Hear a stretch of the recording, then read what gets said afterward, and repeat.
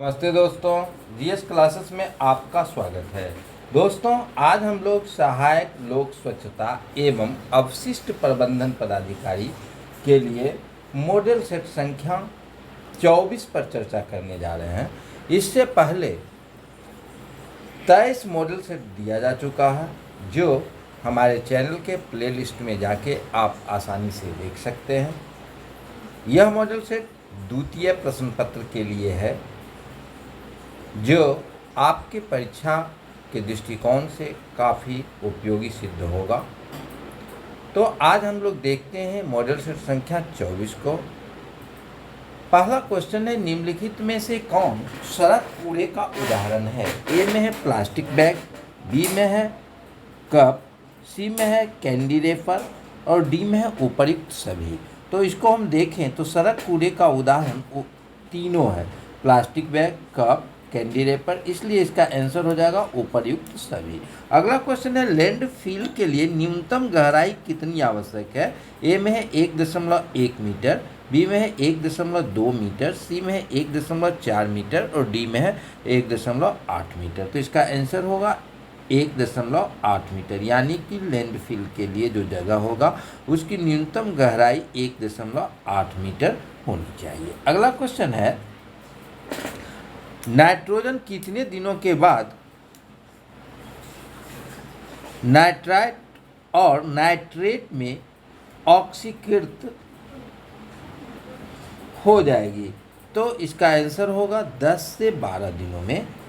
3 का बी हो जाएगा। अगला क्वेश्चन है, ताजे वाहित मल का पीएच मान आमतौर पर होता है? ए में है 7 से कम, बी में है 7 के बराबर, सी में है 7 से अधिक और डी में है इनमें से कोई नहीं। तो इसका आंसर होगा 7 से अधिक।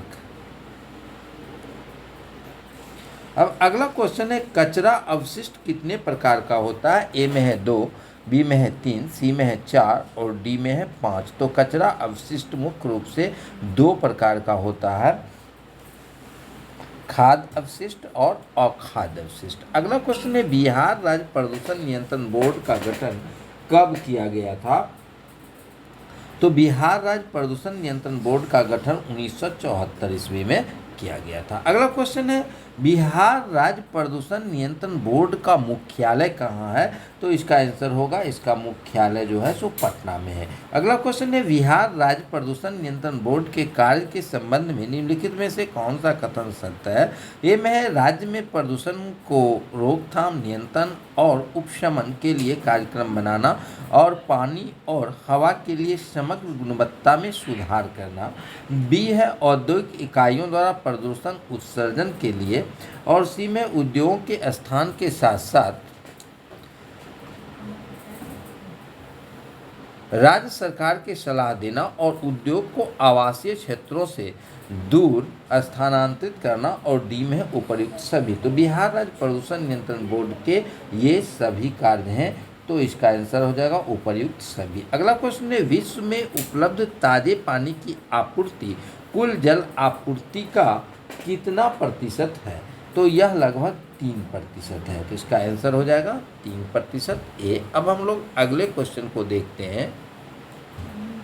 अगला क्वेश्चन है, प्लास्टिक में कौन सा खतरनाक प्रदूषक होता है? ए में है लिथियम, बी में है पीसीबी, सी में है लीड और डी में है कॉपर। तो अगर देखें तो प्लास्टिक में मुख्य रूप से जो खतरनाक प्रदूषक है वह है पीसीबी। तो इसका आंसर हो जाएगा 10 का बी। अगला क्वेश्चन है, निम्नलिखित में से कौन प्रदूषण का प्राकृतिक स्रोत है? ए में है कार्बनिक पदार्थ, बी में है पेट्रोलियम, सी में है लीचेट और डी में है सेप्टिक प्रणाली। तो इसका आंसर हो जाएगा कार्बनिक पदार्थ, जो प्राकृतिक स्रोत के रूप में है। अगला क्वेश्चन है, सीवेज उपचार की प्राकृतिक प्रक्रिया की पहली अवस्था है? ए में है अम्ल किण्वन, बी में है अम्ल समासरवन, सी में है क्षारीय किण्वन और डी में है इनमें से कोई नहीं। तो इसका आंसर हो जाएगा अम्ल किण्वन। अगला क्वेश्चन है, आर्द्र वायु के ऑक्सीकरण के लिए आवश्यक न्यूनतम तापमान क्या है?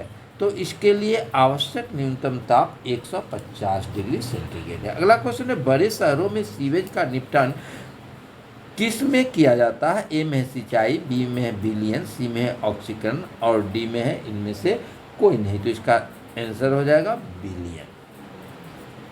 अब अगला क्वेश्चन है, पहला पृथ्वी शिखर सम्मेलन कहाँ हुआ था? ए में है वाशिंगटन, बी में है जेनेवा, सी में है रियो डी जेनेरो और डी में है ब्यूनस आयर्स। तो पहला पृथ्वी शिखर सम्मेलन रियो डी जेनेरियो में हुआ था। अगला क्वेश्चन है, NEA से आशय है। ए में नेशनल इंक्वायरी एक्ट, बी में है नेशनल इन्वायरमेंट अथॉरिटी। तो इसका आंसर हो जाएगा नेशनल इन्वायरमेंट अथॉरिटी। अगला क्वेश्चन है, नगरीकरण और औद्योगिकरण हानिकारक है। ए में है संतुलित विकास के लिए, बी में है पर्यावरण एवं पारिस्थितिकी के लिए, सी में है जैव विविधता के संरक्षण के लिए और डी में है उपरोक्त सभी। तो इसका आंसर हो जाएगा उपरोक्त सभी। अगला क्वेश्चन है, जैव विविधता दिवस कब मनाया जाता है? ए में है 29 दिसंबर, बी में है 27 जून, सी में 28 फरवरी और डी में है 30 जनवरी। तो इसका आंसर हो जाएगा 29 दिसंबर। अब अगला क्वेश्चन है, सर्वाधिक जैव विविधता पाई जाती है।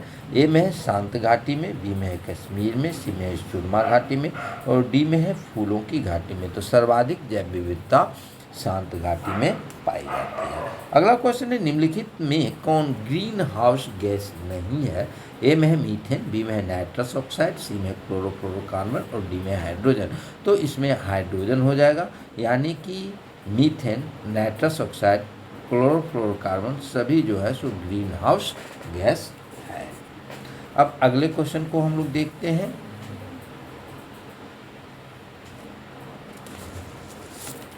अगला क्वेश्चन है, सूर्य से आने वाली परावैंगनी विकिरण कारण हो सकता है। ए में है यकृत कैंसर, बी में है मस्तिष्क कैंसर, सी में है मुखिया कैंसर का और डी में है त्वचीय कैंसर का। तो इसका आंसर हो जाएगा त्वचीय कैंसर, यानी कि सूर्य से आने वाली परावैंगनिक किरणों के कारण जो है तो त्वचा का कैंसर होने की संभावना रहती है। अगला क्वेश्चन है, जल से लौह और मैग्नीज को अलग किया जा सकता है। ए में है अवशोषण द्वारा, बी में है उबाल कर, सी में है वातन के बाद अस्कंदन और डी में है क्लोरीन द्वारा। तो इसमें होगा वातन के बाद अस्कंदन के द्वारा। अगला क्वेश्चन है, निम्नलिखित में से कौन सी ग्रीन हाउस गैस नहीं है? इसका आंसर हाइड्रोजन हो जाएगा। अगला क्वेश्चन है, निम्न में से किस वर्ष भारत सरकार द्वारा केंद्रीय गंगा प्राधिकरण का गठन किया गया? ए में 1975 में, बी में 1982 में, सी में 1985 में, डी में 1995 में। तो भारत सरकार द्वारा केंद्रीय गंगा प्राधिकरण का गठन 1985 ईस्वी में किया गया था। अगला क्वेश्चन है, पानी में अम्लता का सबसे आम स्रोत है। ए में है ऑक्सीजन, बी में है सल्फ्यूरिक अम्ल, सी में है कार्बन डाइऑक्साइड और डी में है नाइट्रोजन। तो इसका आंसर हो जाएगा कार्बन डाइऑक्साइड। तो ये मॉडल सेट संख्या 24 था, जो सहायक लोक स्वच्छता एवं अपशिष्ट प्रबंधन पदाधिकारी के लिए अत्यंत ही महत्वपूर्ण था। अब तक 24 मॉडल सेट दिए जा चुके हैं। अब धीरे धीरे जो है प्रत्येक दिन इससे संबंधित मॉडल सेट दिया जाएगा। आप लोग हमारे चैनल से ज़रूर जुड़ें और साथ ही वीडियो को लाइक, कमेंट एवं शेयर करें। धन्यवाद।